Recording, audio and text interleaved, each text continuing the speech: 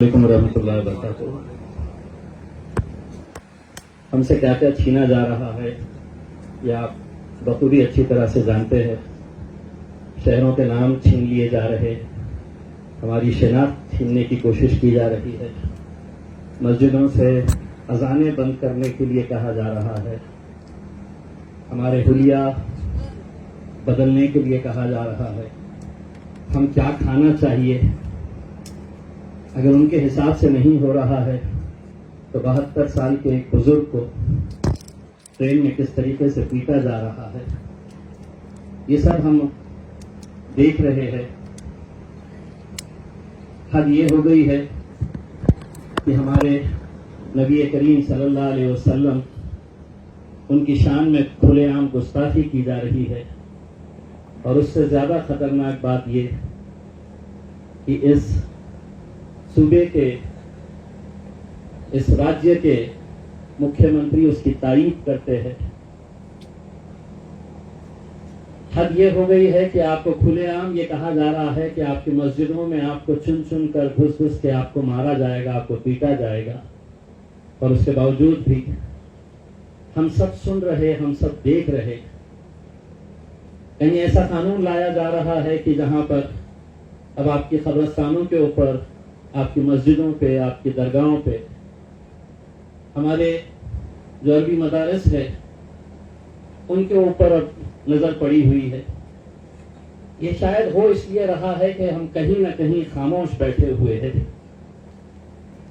ہم تو یہ سوچ رہے تھے کہ ہمارے نبی کریم صلی اللہ علیہ وسلم کی جب شان میں گستاخی ہوئی تو پورا مسلمان سڑکوں پر نکل آئے گا. اپنے سیاسی جو بھی اختلاف ہوگے، ہم کس مسلک سے تعلق رکھتے ہیں یہ کوئی معنی نہیں رکھتا ہے.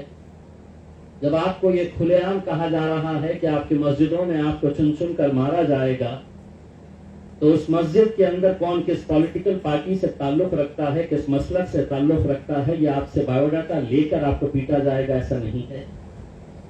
ہم خاموش ہیں، اسی لیے ان کی ہمتیں بڑھتی جا رہی ہے. سرکار ہر بار ایک نیا قانون لے کر آتی ہے، نشانے کے اوپر صرف مسلمان. حد تو یہ ہو گئی ہے کہ ہماری بچیوں نے حجاب پہننا یا نہیں پہننا چاہیے، اس کے اوپر بھی نہ جانے کتنے مہینوں تک اس کے اوپر بحث چلتی رہی ہے. آج ایک ایسا وقت آیا ہے کہ اس ملک کے پورے مسلمانوں کو ایک طاقت بن کر کھڑے رہنے کی ضرورت ہے. اپنے ذاتی اختلاف، اپنے سیاسی اختلاف کو بھول کر ہمیں جو لڑائی سڑک کے اوپر لڑی ہے، وہ لڑائی سڑک کی، ایک لڑائی پارلیمنٹ کے اندر کی. لیکن بڑے دکھ کے ساتھ، بڑے افسوس کے ساتھ کہنا پڑتا ہے کہ جب وہاں پر پارلیمنٹ کے اندر بولنے کا موقع آتا ہے تو آپ نے دیکھے ہیں کہ جب وقت کا بل آیا تو جن لوگوں کو آپ نے وہاں پر بھیجا تھا اپنے ووٹ کی طاقت کے بنیاد کے اوپر، تو وہ باہر نکل کر آ گئے. تائید کرنا تو بہت دور کی بات ہے، 2 شبد مخالفت کے اندر کھڑے ہو کر کہے بھی نہیں اور خاموشی سے وہاں سے لوک سبھا کے اندر سے کھسک لیے. ایسے وقت کے اندر سارے ہندوستان کے مسلمانوں کی نظر اگر کسی ایک شخص کے اوپر ہوتی ہے، اگر سب سے زیادہ امیدیں اگر کسی سے ہوتی ہے، تو مجھے فخر ہے یہ بتاتے ہوئے کہ وہ میرے قائد بیرسٹر اسد الدین اویسی صاحب ہیں. کتنی تکلیف ہوئی ہوں گی اس سرکار کو کہ جب انہیں مجبوراً اسد الدین اویسی صاحب کو جوائنٹ پارلیمنٹری کمیٹی کا ممبر بنانا پڑا، کیونکہ انہیں معلوم ہے کہ اگر وقت کے تعلق سے اگر سب سے زیادہ صحیح طریقے سے کوئی مدعے رکھ سکتے ہیں تو بیرسٹر اسد الدین اویسی صاحب رکھ سکتے ہیں. آج پورے دیش بھر میں آج اسد صاحب الگ الگ جگہوں کے اوپر جا کر لوگوں کے اندر ایک بیداری پیدا کرنے کی کوشش کر رہے ہیں. انشاءاللہ یہ یہاں پر اتنا بڑا مجمع، یہاں پر کتنے سارے لوگ باہر کھڑے ہوئے ہیں، نیچے ہم نے اسکرین لگایا ہوا ہے، وہاں پر اسکرین کے سامنے بھی بہت ساری کرسیاں لگائی گئی ہیں، وہ بھی پورا بھرا ہوا ہے. یہ اس بات کی گواہی دے رہا ہے، آپ لوگوں کی طرف سے حکومت کو ایک پیغام دیا جا رہا ہے کہ بس اب بہت ہو چکا ہے. جس بھاشا میں انہیں سمجھانا ہے اس بھاشا میں ہمیں سمجھانے کی ضرورت کا وقت آ چکا ہے. اور ہم آپ لوگوں کی رہنمائی چاہیں گے، آپ لوگوں کا ساتھ چاہیں گے. جب یہ کانفرنس لینے کا ہم نے طے کیے تو ہم نے سب سے پہلے اس بات کے اوپر ہم نے چرچا کی اس میں بلایا کسے جائے.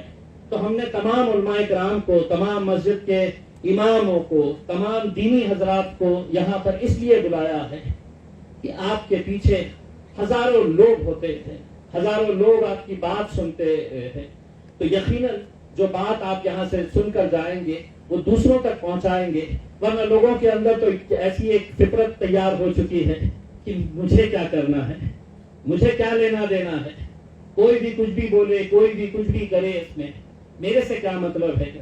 کہیں نہ کہیں ہمیں اپنے آپ کے اندر بھی کچھ بدلاؤ لانے کی ضرورت ہے۔ جب بھی اس طرح کے کوئی بھی فیصلے لیے جائیں گے آپ لوگوں کی طرف سے، یقین مانیے گا پورا مہاراشٹر نہیں، پورا ملک اس کے اوپر لبیک کہے گا، اور پوری طاقت بن کر ایک ساتھ مل کر ہم یہ لڑائی کو آگے لے کر جائیں گے۔ میں زیادہ وقت نہیں لوں گا کیونکہ مجھے معلوم ہے آپ سبھی کو بیرسٹر اسد الدین اویسی صاحب کو سننا ہے، مجھے بھی انہیں سننا ہے۔ بہت بہت شکریہ۔